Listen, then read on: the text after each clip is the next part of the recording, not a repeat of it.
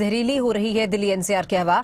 खतरनाक लेवल पर एक्यूआई पहुंच गया है। लोगों को सांस लेने में परेशानी हो रही है। स्वास्थ्य संबंधी खतरों की संभावना बढ़ चुकी है। दिल्ली एनसीआर क्षेत्रों में ग्रेड 2 नियम लागू हो चुका है। दिल्ली में पानी का छिड़काव भी किया जा रहा है। हरियाणा में भी हवा बेहद खराब हो चुकी है। हरियाणा में भी कई जगहों पर एक्यूआई 300 के पार है। अंबाला में सबसे ज्यादा एक्यूआई 421 के पार पहुंच चुका है। बहादुरगढ़ में 371, धारूहेड़ा में 376 एक्यूआई दर्ज किया गया है। बल्लभगढ़ में 306, मानेसर में 222 एक्यूआई रिकॉर्ड किया गया। प्रदेश के 16 शहर येलो जोन में दर्ज किए गए हैं। नारनौल ग्रीन जोन में है, सुरक्षित है। तो दिल्ली के साथ साथ हरियाणा के भी कुछ जिलों में हवा की गुणवत्ता बेहद खराब है। लोगों को सांस लेने में परेशानी हो रही है। स्वास्थ्य संबंधी खतरों की जो संभावना है वो बढ़ चुकी है। दिल्ली एनसीआर क्षेत्रों में ग्रेड 2 का जो नियम है वो भी लागू कर दिया गया है। लोगों को काफी दिक्कत परेशानियों का सामना करना पड़ रहा है और अपने आप में तस्वीरें भी बयां करें कि किस तरह का जो प्रदूषण है वो इन हवा में देखने को मिल रहा है।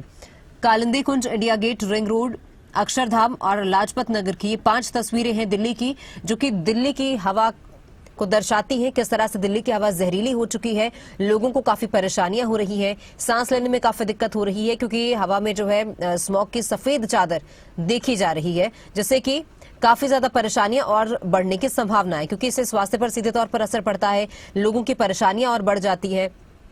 पानी का छिड़काव बार बार किया जा रहा है ताकि इस प्रदूषण से थोड़ी राहत मिल सके।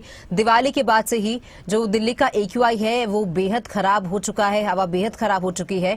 लोगों की परेशानियां और बढ़ चुकी हैं। साथ ही डॉक्टर्स की ओर से भी बार बार इसी तरह की गाइडलाइंस लोगों के लिए जारी की जा रही हैं कि अगर बाहर निकलते हैं तो मास्क का प्रयोग जरूर करें, क्योंकि हवा बहुत खराब है और डायरेक्ट अगर ये हवा आपके अंदर जाती है तो ये और भी ज्यादा परेशानियां पैदा कर सकती है। कालिंदी कुंज, इंडिया गेट पर भी इसी तरह का मंजर है। इसी तरह की जो तस्वीरें हैं वो सामने आ रही हैं और इसी पर ज्यादा जानकारी के लिए हमारे सहयोगी नितिन अंतल जुड़ चुके हैं। नितिन, दिल्ली एनसीआर में हवा बेहद खराब है। साथ ही दिल्ली के साथ लगते चाहे उत्तर प्रदेश के कुछ जिले हों, हरियाणा के कुछ जिले हों, वहां पर भी इसी तरह की जो एक्यूआई है वो रिकॉर्ड किया गया है। कहीं 400 के पार है, कहीं 300 के पार है। फिलहाल कितना एक्यूआई आपके एरिया में रिकॉर्ड किया गया है और क्या गाइडलाइंस है लोगों के लिए?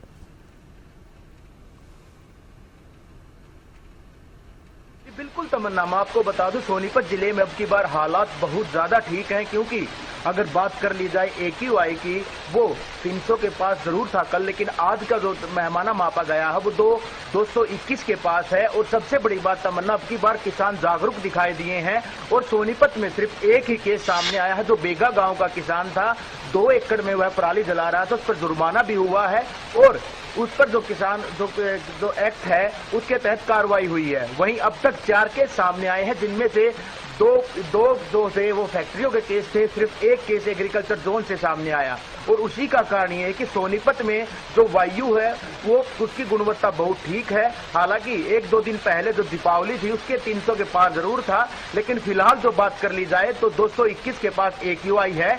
और इसी के साथ दिल्ली एनसीआर का हिस्सा जरूर सोनीपत है, लेकिन सोनीपत में प्रशासन की कहें या किसानों की कहें कि प्रशासन की पहल और किसानों की जागरूकता बहुत काम आ रही है, क्योंकि उत्तर प्रदेश नजदीक लगता है और उसी के चलते जो पराली है उसका निवारण कर लिया जाता है और वहां के किसान यहाँ की पराली को लेकर यूपी में चले जाते हैं। उसके साथ साथ इसी का कारण ये है कि एक ही किसान पर अब तक कार्रवाई हुई है। जी तमन्ना।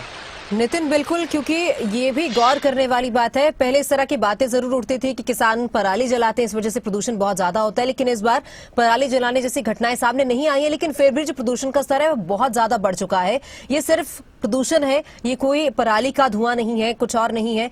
तो कितना घातक ये लोगों के लिए आगे साबित हो सकता है, क्योंकि अस्पतालों में भी अब जाहिर तौर पर अगर इस तरह का प्रदूषण है तो लोगों को परेशानियां हो रही है। अस्पतालों में भी जो मरीजों की भीड़ है वो जाहिर तौर पर अब बढ़ती हुई भी नजर आ रही है।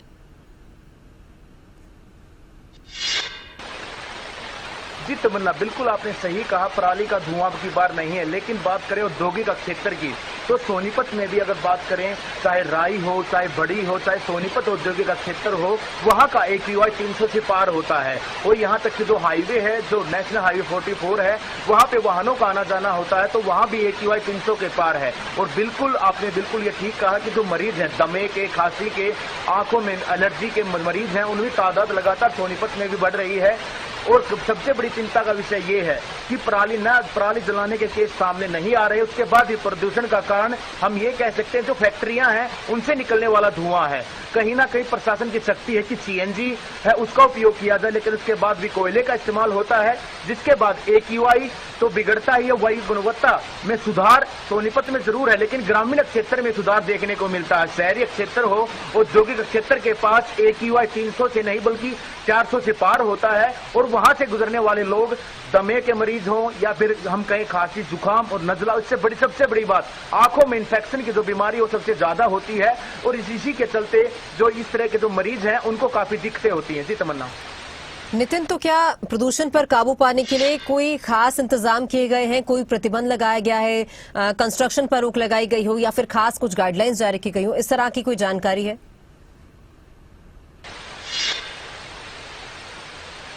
जी बिल्कुल तमन्ना, जिस तरह से सोनीपत भी NCR का जिला है, और तो सोनीपत में भी जो कोयले की फैक्ट्रियां हैं, डीजल से चलने वाले जो बड़े मशीनें हैं उनको रोक लगाई गई है। हालांकि अभी तक कंस्ट्रक्शन पर किसी तरह की कोई रोक नहीं लगी है, ग्रेप जरूर लागू हुआ है, लेकिन डीजल के वाहन ऐसे ही चल रहे हैं।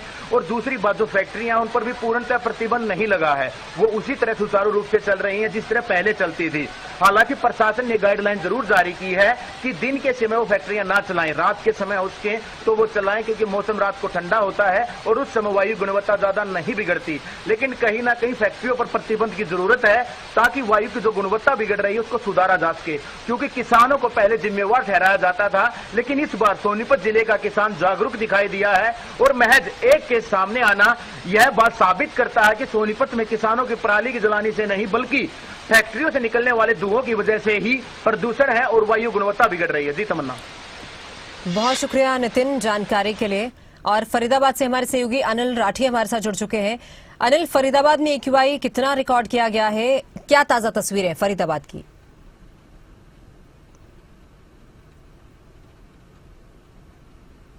तमन्ना, देखिए फरीदाबाद की बात करी जाए तो फरीदाबाद का एयर क्वालिटी इंडेक्स जो है वो लगभग 300 के आसपास जो है वो दर्ज किया गया है। अलग अलग हिस्सों की बात करी जाए तो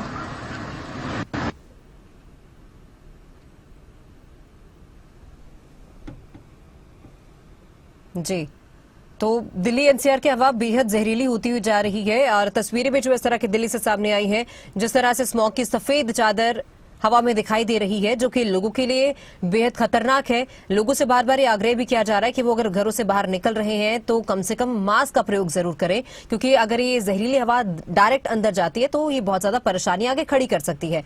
दिल्ली सरकार की ओर से भी, प्रशासन की ओर से भी कुछ इस तरह के इंतजाम तो किए गए हैं कि पानी का छिड़काव जिस तरह से किया जा रहा है। हमारे सहयोगी फरीदाबाद से लगातार बने हुए हमारे साथ अनिल, अपनी बात पूरी कीजिए।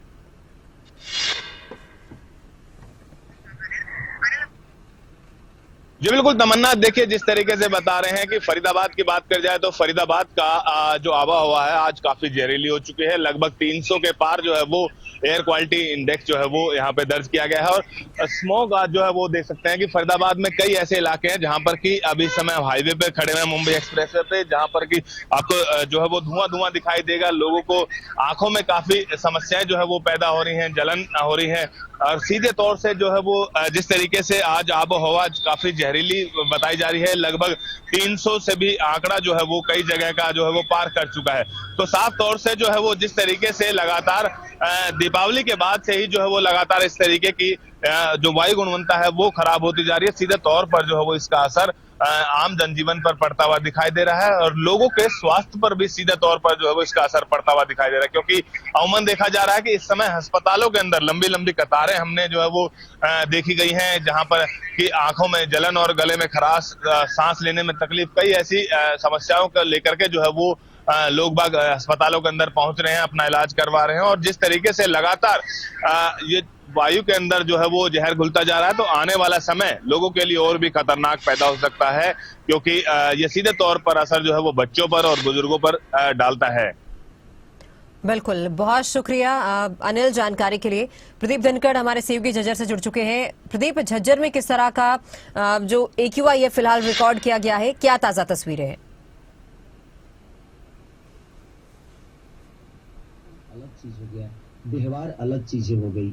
कोई जरूरी नहीं है कि हम एक झज्जर के भी उसी तरीके के हालात है। अगर बहादुरगढ़ की बात की जाए तो बहादुरगढ़ में आज AQI यानी एयर क्वालिटी इंडेक्स 381 को पार कर चुका है, जो काफी बेहद खतरनाक श्रेणी का माना जाता है।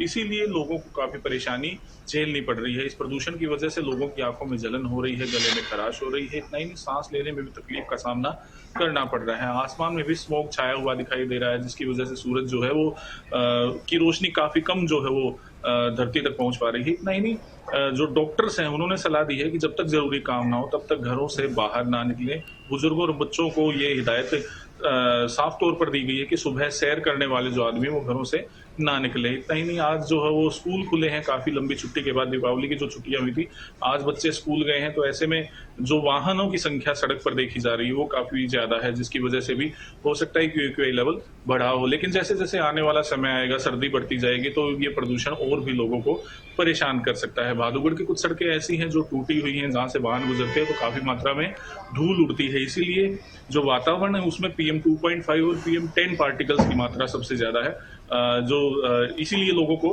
परेशानी झेलनी पड़ रही है और सांस लेने में काफी दिक्कत का सामना करना पड़ रहा है। बहुत शुक्रिया प्रदीप जानकारी के लिए।